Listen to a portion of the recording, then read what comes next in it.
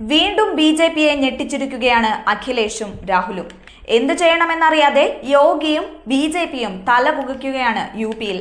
വരാനിരിക്കുന്ന ഉത്തർപ്രദേശ് നിയമസഭയിലേക്കുള്ള ഉപതെരഞ്ഞെടുപ്പിലെ സീറ്റ് വിഭജനവുമായി ബന്ധപ്പെട്ട് കോൺഗ്രസും സമാജ്വാദി പാർട്ടിയും തമ്മിൽ ചർച്ചകൾക്ക് തുടക്കം കുറിച്ചു കഴിഞ്ഞു എന്നാണ് പുറത്തുവരുന്ന റിപ്പോർട്ടുകൾ പറയുന്നത്. ഇരു പാർട്ടികളുടെയും അടുത്ത വൃത്തങ്ങളെ ഉദ്ധരിച്ച് ഇന്ത്യ ടുഡേയാണ് ഇക്കാര്യം റിപ്പോർട്ട് ചെയ്യുന്നത്. ലോക്സഭയിലെ വൻ മുന്നേറ്റം സംസ്ഥാനത്ത് തുടരാൻ കഴിയുമെന്ന പ്രതീക്ഷയോടെയാണ് ഇരു പാർട്ടികളും രംഗത്തിറങ്ങുന്നത്. ഇക്കുറി ബി.ജെ.പിയുടെ യോഗി സർക്കാരിനെതിരായ വികാരം ഏത് വിധേനയും ഗുണകരമാക്കുക എന്ന ലക്ഷ്യത്തോടെയാണ് പ്രതിപക്ഷ സഖ്യം ഉപതെരഞ്ഞെടുപ്പിന് കാത്തിരിക്കുന്നത്. അതുകൊണ്ട് തന്നെ കടുംപിടുത്തങ്ങൾ ഇരു വിഭാഗങ്ങളുടെ ഭാഗത്തു നിന്നും ഉണ്ടാവാനിടയില്ല. പ്രത്യേകിച്ച് സംസ്ഥാനത്ത് ബി.ജെ.പി വിരുദ്ധ വികാരം പ്രകടമായ സാഹചര്യത്തിൽ ഇരു വിഭാഗങ്ങളും വിട്ടുവീഴ്ചയ്ക്ക് തയ്യാറായേക്കാം.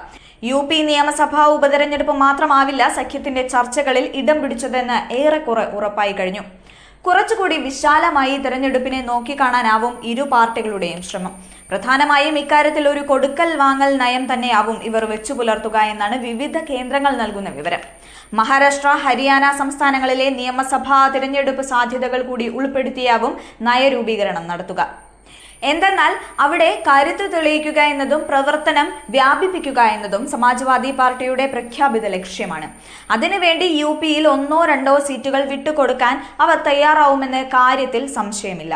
യു.പിയിലെ അധിക സീറ്റുകൾക്ക് പകരമായി മഹാരാഷ്ട്ര നിയമസഭാ തെരഞ്ഞെടുപ്പിൽ മഹാവികാസ് അഘാഡിയിൽ നിന്ന് 10 മുതൽ 12 വരെ സീറ്റുകൾ ആവശ്യപ്പെടുക എന്നതാണ് എസ്.പിയുടെ തീരുമാനം. ഹരിയാനയിൽ കോൺഗ്രസിൽ നിന്ന് സമാജ്വാദി പാർട്ടി 5 സീറ്റുകൾ ആവശ്യപ്പെട്ടേക്കും. ഇതിന് പകരമായി യു.പി ഉപതെരഞ്ഞെടുപ്പിൽ കോൺഗ്രസിന് 2 നിയമസഭാ സീറ്റുകൾ ലഭിച്ചേക്കുമെന്ന് വൃത്തങ്ങൾ അറിയിച്ചു. ഹരിയാന, മഹാരാഷ്ട്ര സംസ്ഥാനങ്ങളിലെ തെരഞ്ഞെടുപ്പ് തീയതികൾ തെരഞ്ഞെടുപ്പ് കമ്മീഷൻ നേരത്തെ പ്രഖ്യാപിച്ചിരുന്നു.